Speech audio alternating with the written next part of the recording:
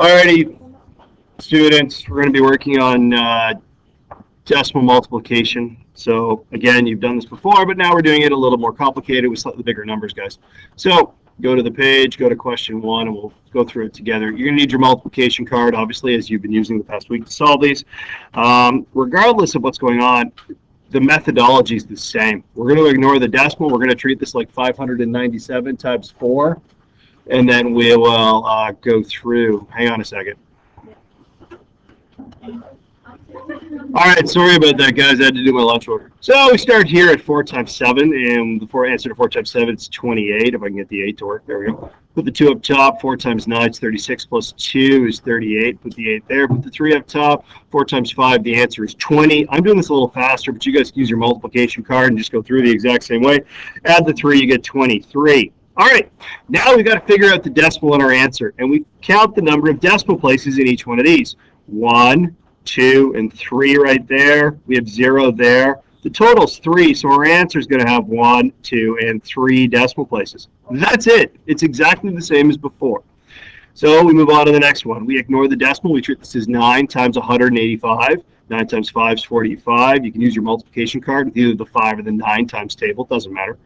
Put the 4 up top. 9 times 8 is 72, plus 4 is 76. Put the 7 up top, the 6 down below. 9 times 1 is 9. 9 plus 7 is 16.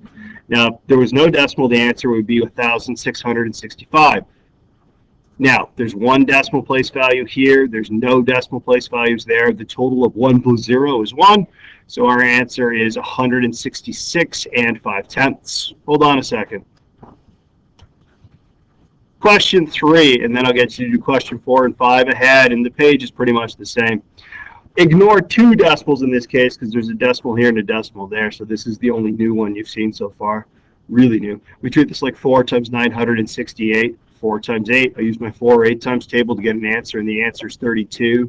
2 down below, 3 up top. 4 times 6 is 24, plus 3 is 27.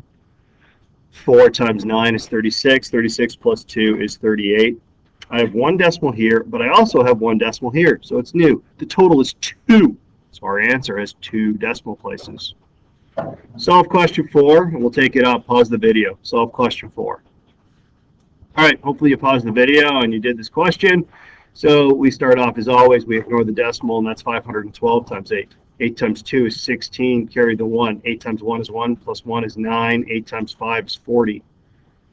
1, 0. My answer is 1 decimal place value. Pause the video, do question 5. Alrighty, hopefully you paused the video and you've got question 5 done. 7 times 2 is 14, carry the 1. 7 times 2 is 14, plus 1 is 15, carry the 1. 6 times 7 is 42, plus 1. The answer would be 43. So if there were no decimal places, the answer would be 44,354.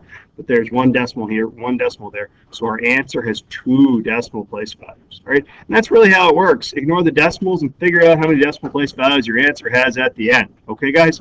And that's what you're working on today.